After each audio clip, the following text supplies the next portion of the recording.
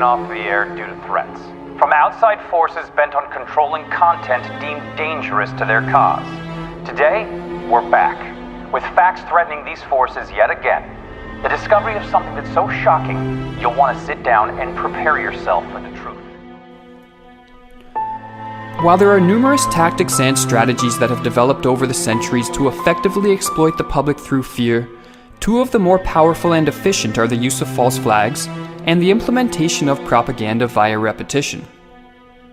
A false flag can be defined as a covert operation, designed to deceive in such a way that the operations appear as though they are being carried out by entities, groups, or nations other than those who actually planned and executed them. In his book Feardom, Connor Boyack provides a nice explanation on the effectiveness of false flag attacks for those looking to institute social control.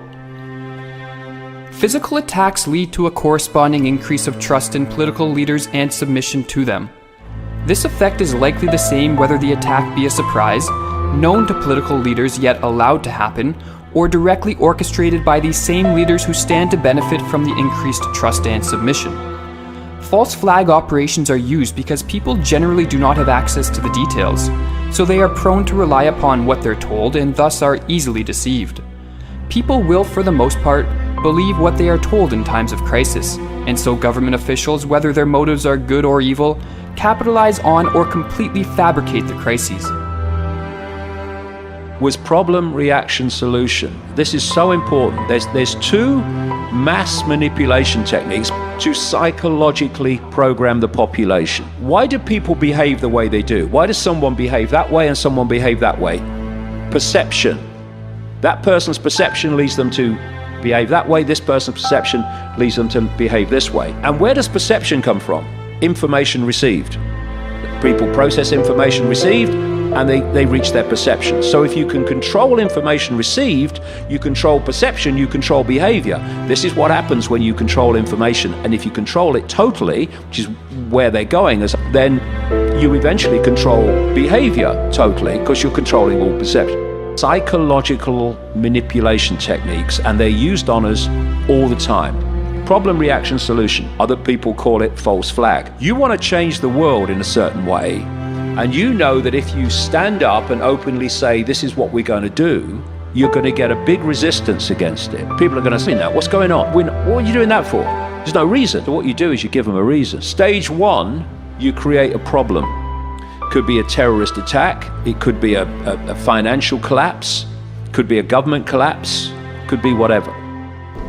I know this is hard for people at home to comprehend, so what are we looking at, Dr. Rubel? The scale and scope. A scale we've never dreamed. A scope that quickly becomes global. A massive contagion, then. Not one contagion, but a variety of contagions. If the flu doesn't kill you, then something else will.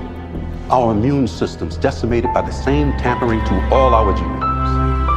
You then tell the population via an unquestioning and pathetic mainstream media the version of that problem you want them to believe. You name the villain, you name the reason for why that problem is happening, when you, in the shadows, have actually made it happen. At stage two of problem, reaction, solution, you want a reaction from the public of outrage, of fear, of whatever the reaction is required. And then you want them to, in effect, say, do something, something must be done.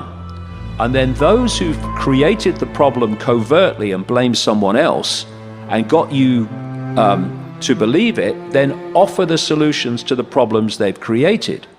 And they are solutions that push on this agenda for the world of more and more control, more and more centralization of power, more and more dictatorship. And they can make that happen with a solution to a manufactured problem that they couldn't have done without the problem. And so how much freedom has been taken away because of terrorist attacks? Well, what if not every one, but what if many of those terrorist attacks were actually not what they appeared to be, but were actually orchestrated by the very system that wants to change society? You know, this create the problem, offer the solution, is happening all the time. And that links in with something else I mentioned, the totalitarian tiptoe.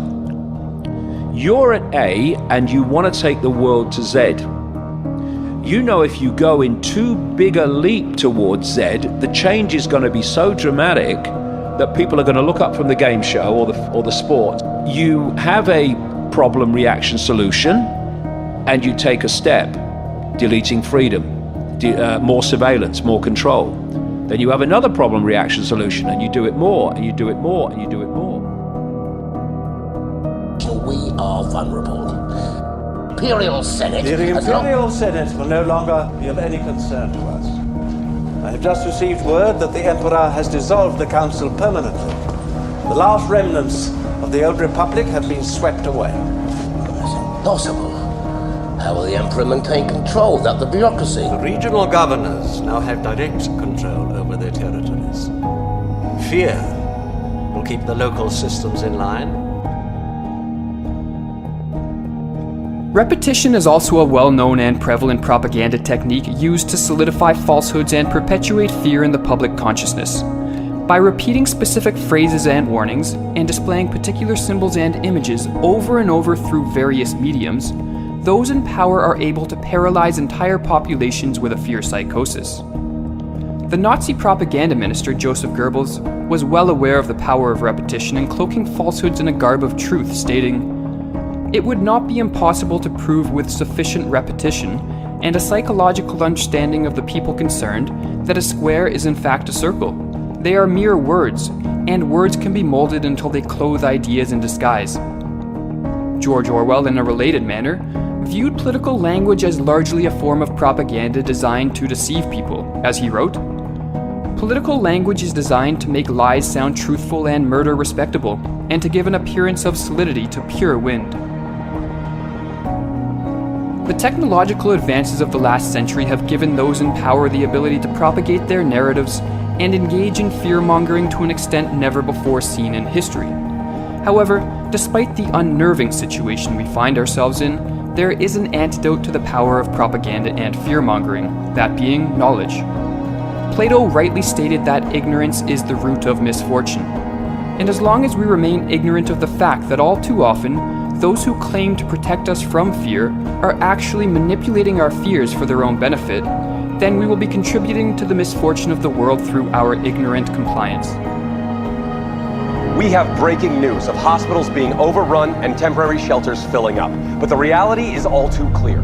It is a collapse. The mainstream media failing to cover the story, failing to see the writing on the wall as anthrax outbreaks give way to an epidemic of flu and bacterial diseases. Now, a systematic spreading of a substance that triggers a genetic response. Cases in New York, California, across the country. While right here in Washington, immunity to common germs is breaking down and flooding our city hospitals.